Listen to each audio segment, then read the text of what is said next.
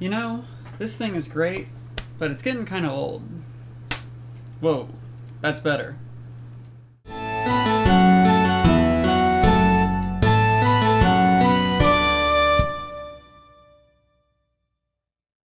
Hello one and all, and thank you for opening up your Dungeon Master's Handbook. My name is Russell, and on today's page, I'll be telling you the top 10 things that you're going to need to put on your DM screen.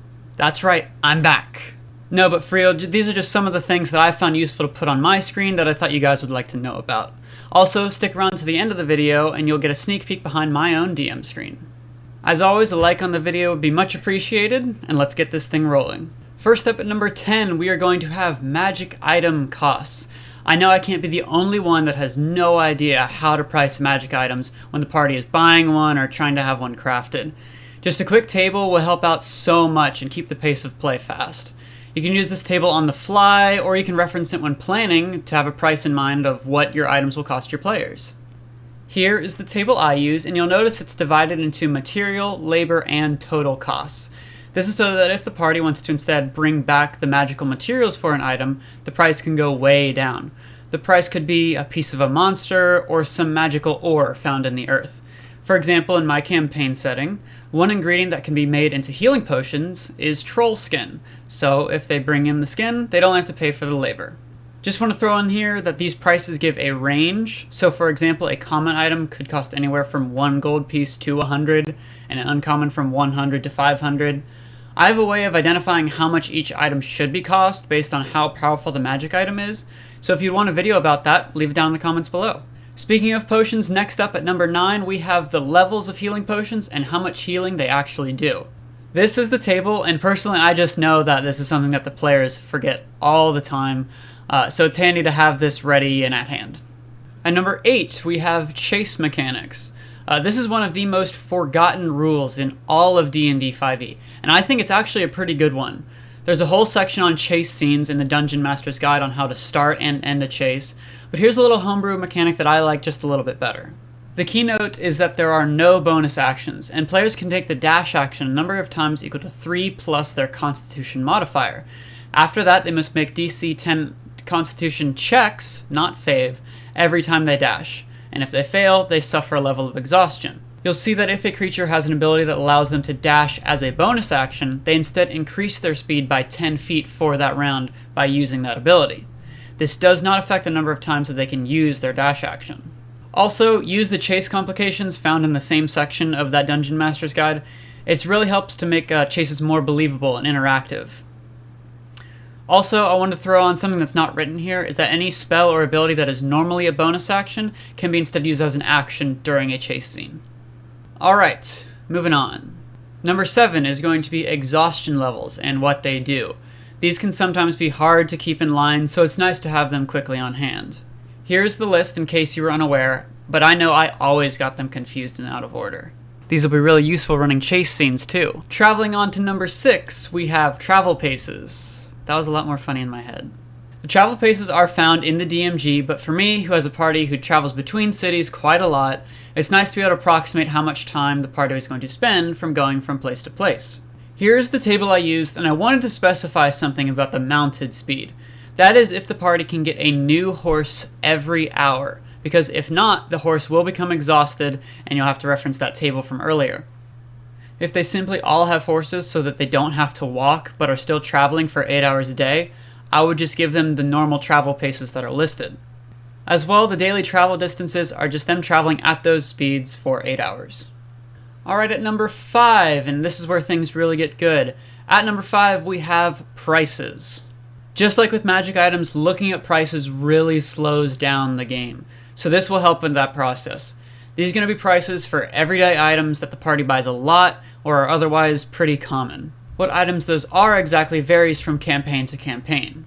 For me, they stay a lot of inns, so I have listed meal and inn-stay prices, but they also have mounts, so I have to also include the prices of feed. This chart can tell you what a normal price is, but it can also tell you what a not normal price is.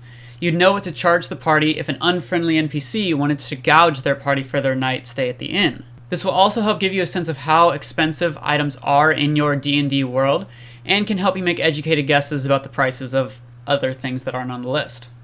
Number 4 is a must-have for all DM screens, and that is conditions.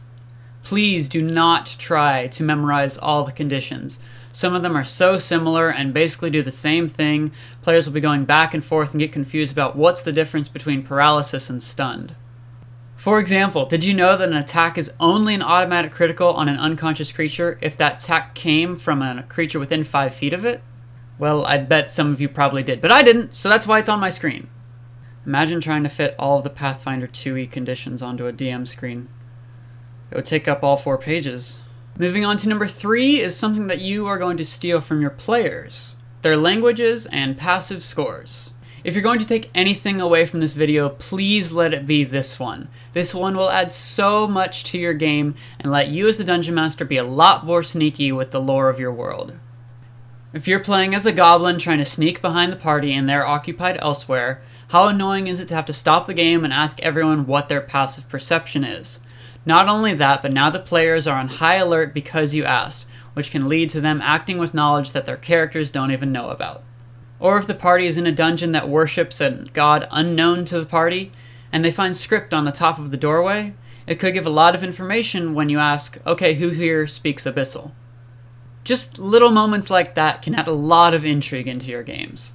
Making its way into the top 2 is probably the most important tip in this video. It isn't anything specific, but instead, you should put on your DM screen the rules that you often forget. So if you do have every condition memorized, you don't need it on your DM screen. But if you always forget generic difficulty DCs, put it on the screen. The goal of the DM screen is to have the rules for quick reference. If you have ones that you already know on the screen, then you'll have to waste time looking up the ones that you don't know. Alright, coming in at the number 1 spot of the top 10 things that you should put on your DM screen, player character backstory notes. This one has saved me so many times. At the table, I have a few players whose characters have quite complicated backstories with lots of NPCs in them. For example, one of my players has a found family from an orphanage who each have code names that they use when they're committing their crimes to get by. Each is a different race and class, some of them male, some of them female, and each of them has a different relationship with everyone else in the found family. So when this player looked at me and said, I cast Sending to Silver, at first my brain was about to melt out of my ears because I had no idea who that was at first. But a quick look at my DM screen that read, Aeson Silver, male half-elf rogue, in love with Lark. And then a quick look at Lark, who I saw was a character that had been imprisoned in her backstory. I was quickly able to put myself in the shoes of Silver and remember what he would have been up to at the time. She sent her message, Silver responded, and the session moved on quickly. Alright everyone, that'll do it for the top 10 things that you should put on your DM screen. But as I said earlier, I want to leave you guys with something really special that has inspired me to make this video. As you've seen a couple of times throughout the video, this is the Ugears 3D Game Master screen. It is a buildable GM screen that lets you put your own paper into the panels of the screen. So you got these rubber bands that keep the papers in place. The best part about this is this dice tower that goes right in the center that I've sort of been using as a box of doom, like from Dimension 20. But yeah, this thing is really cool. It does come in pieces, so it took me a couple of hours to build, but it was absolutely worth it. This is one of the best purchases I've made, and it improved my GM experience a lot, and I love building it, and I think it's really cool to show off at the table. But yeah, so anyway, that's all I have for you today. I hope this list helped you guys out, and I'll be sure to leave a link to that GM screen in the description down below. And if you want to see the papers that I actually put in them, I can drop that link in the comment section down below as well. But yeah, let me know if you guys would want to see that. Let me know what you guys have on your DM screens in the comment section down below. Subscribe for more D&D content just like this.